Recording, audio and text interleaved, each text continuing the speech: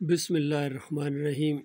آج کل social media کے اوپر ان بریلویوں کا اور علی انجینئر مرزا جیلمی کا یہ آپس میں مباحثہ جاری ہے۔ وہ ان کو پکڑتے ہیں بریلویوں کو کہ دیکھو تمہارے بزرگوں کی کتابوں میں لکھا ہوا ہے۔ محی الدین چشتی نے ایک مرید کرنے کے لیے پہلے اس کو اپنا کلمہ پڑھوایا کہ اس طرح کلمہ پڑھو لا الہ الا اللہ چشتی اور رسول اللہ۔ جب اس نے پڑھ دیا تو پھر بعد میں محی الدین چشتی نے کہا کہ میں تمہارا ٹیسٹ لے رہا تھا اور تم بالکل صحیح پاس ہوئے ہو اور اب تم میرے مرید بننے کے لائق ہو۔ بہرحال کلمہ وہی ہے لا الہ الا اللہ محمد رسول اللہ۔ اس پر گرفت کی علی انجینئر نے ان کی کہ دیکھو پہلے تو اب محی الدین چشتی سے کلمہ پڑھواتے کیونکہ اس نے ایک کفریہ کلمہ پڑھا کے خود پہلے کافر ہو گیا، مشرک ہو گیا۔ تو اس پر یہ لوگ دفاع کرتے ہیں اس کا، بریلوی لوگ، کہ انہوں نے پتہ نہیں کس حال میں یہ کہہ دیا۔ اشرف علی تھانوی نے بھی ایسا کہا تھا، دیوبندیوں کے عالم نے، اور دوسرے شاہ ولی اللہ کے خاندان اور اس طرح عبد القادر جیلانی اور دوسرے جو مجدد الفسانی، ان کے بھی بڑے بڑے دعوے موجود ہیں۔ تو ان بزرگوں کی طرف سے یہ کوئی بات جو ہے نا وہ منسوب ہے، کبھی اس طرح کہہ دیتے ہیں۔ لیکن علی انجینئر ان کو کہتے ہیں کہ یعنی یہ گولڑے والے جو پیر میر علی شاہ ہیں انہوں نے بھی کہا ہے کہ یہ محی الدین چشتی کی کتاب کا حوالہ ہے اور وہ اس کا دفاع کرتے ہیں۔ اسی طرح اعلیٰ حضرت احمد رضا خان بریلوی بھی اس کتاب کا دفاع کرتے ہیں جس کے اندر یہ کفریہ کلمہ موجود ہے۔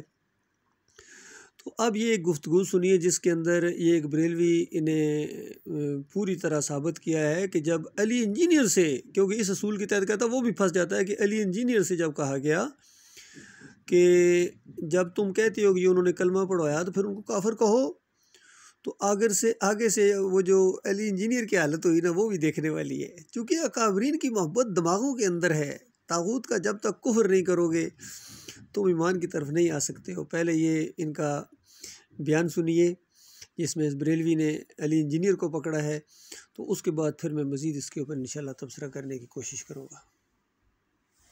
کہ جن بزرگوں کی طرف اس کلمے کی نسبت کی گئی ہے ان بزرگوں کو ہم ولی اللہ مانتے ہیں اور ان کی ولایت کے اوپر ہمیں کوئی تردد نہیں ہے اور ہم ان کو مسلمان مانتے ہیں، اور ان کو جو یہ کہے کہ اس کلمے کی بنیاد پہ کافر کہو اور ہم یہ کہیں کہ ہم ان کو کافر نہیں کہتے، اس کو چشتی رسول اللہ کا دفاع کرنا کہا جائے تو یہ دفاع تو مرزا محمد علی جیلمی نے خود کیا ہے۔ جی پھنس گیا کیوں؟ مرزا۔ اس لیے کہ مرزا سے سوال کیا گیا کہ خواجہ معین الدین اجمیری رحمۃ اللہ کی طرف یہ کلمہ منسوب کیا جاتا ہے اور انہوں نے یہ کلمہ پڑھایا ہے، تو علی بھائی پر آپ ان کو کافر کیوں نہیں کہتے؟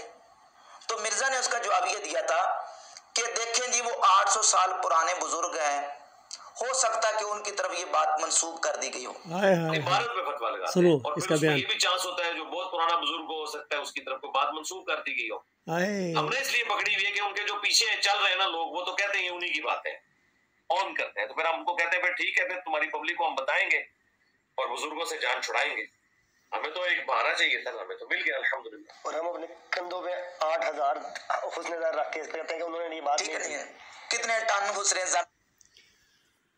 دیکھیے کفر بالطاغوت کرنے کے لیے جرأت چاہیے، یہ مرزا جیلمی کے بس کی بات نہیں ہے۔ اس کو طاغوت کا کفر کیا ہے اس 20ویں صدی کے اندر ڈاکٹر مسعود الدین عثمانی رحمۃ اللہ علیہ نے۔ یہ ان کی کتاب آپ کے سامنے ہے، میں آپ کو حوالہ بھی دیتا ہوں۔ دیکھیے ڈاکٹر عثمانی رحمۃ اللہ علیہ نے اپنی اس کتاب کے اندر ایمان خالص پہلی قسط گھر کے چراغ، اس کے اندر جو ڈاکٹر صاحب نے یہ ہیڈنگ باندھے ہیں ان سب کا پردہ چاک کیا ہے، یوسف بنوری سے لے کر ابراہیم ادب، باجزید بستامی، جنید بغدادی، پھر اس کے بعد یہ جتنے نیچے آتے گئے ہیں عبد القادر جیلانی، یہ علی حجویری، یہ سب کا جو شرکیہ مجدد الفسانی ہو گیا، یہ دیکھیے یہ امام غزالی، اس میں سارے آ گئے، کوئی بھی اس میں سے نہیں، انفاس العارفین والے، شاہ عبد الرحیم، قاسم نانوتوی صاحب بھی رگڑے گئے، اور پھر آگے دیکھیے یہ سارا ان کے کیسے کیسے دعوے تھے کفریہ شرکیہ، عبد الرحیم کے، فنا فی اللہ کے، شاہ ولی اللہ کے، پھر کس طرح یہ بیان کیے جا رہے ہیں ان کے واقعات شرکیہ، اور پھر کشف القبور کا ایک طریقہ جو ہے شاہ ولی اللہ صاحب بتاتے ہیں۔ تو آپ دیکھیے سب کی اس کتاب کے اندر ڈاکٹر عثمانی رحمۃ اللہ علیہ نے کسی ایک کو بھی نہیں چھوڑا ہے، خواجہ عثمان ہارونی ہوں یا پھر علی جویری کا تذکرہ آ گیا، پھر یہ محی الدین چشتی کا، یعنی کسی کو ڈاکٹر عثمانی رحمۃ اللہ علیہ نے چھوڑا نہیں ہے۔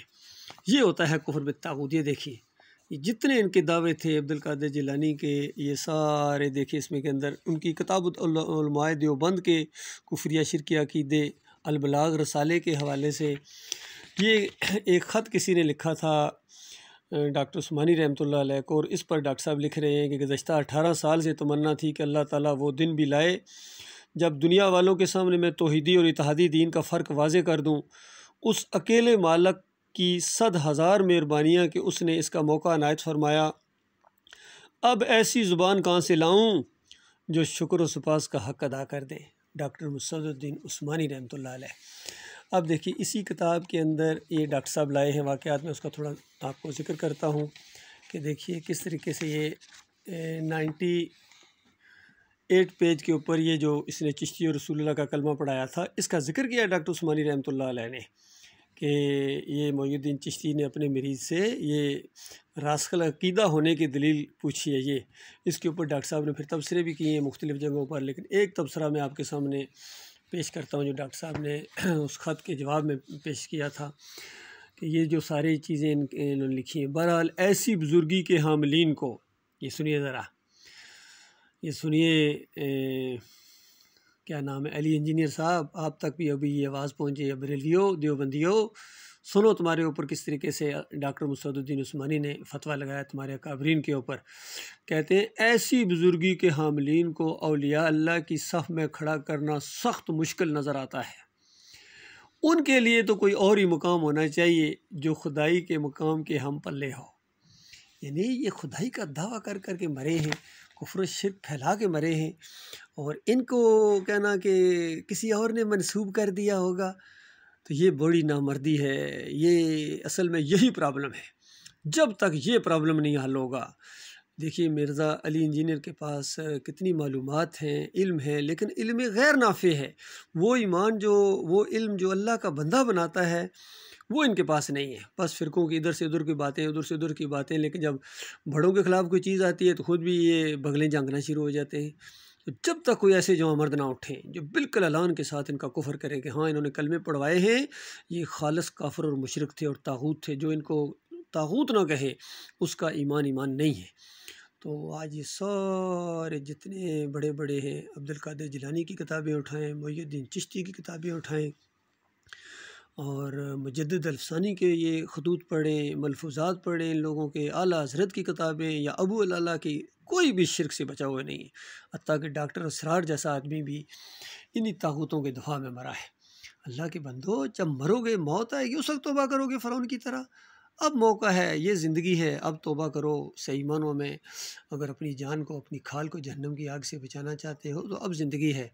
باقی یہ بریلوی ہوں، دیوبندی، یہ بحثیں کرتے رہیں گے، علی انجینئر ہوں یا یہ دوسرے جتنے بھی توصیف الرحمان ہو اور طاہر القادری ہو، طارق جمیل ہو، یہ سارے طاغوت کا دفاع کرنے والے ہیں۔ آج کے حنفی ہوں یا حنیفی ہوں، یہ سارے کے سارے کفر و شرک کا دفاع کرنے والے، اور اللہ کی کتاب پر ان کو اعتماد ہی نہیں ہے۔ مالک کی کتاب کو پیچھے کر کے انہوں نے اپنے اکابرین کو آگے کیا ہے۔ جب تک اس جرم سے یہ قوم توبہ نہیں کرے گی، کوئی خیر ان کے اندر نہیں آ سکتی۔ اللہ تعالیٰ غور و فکر کرنے کی توفیق عطا فرمائے۔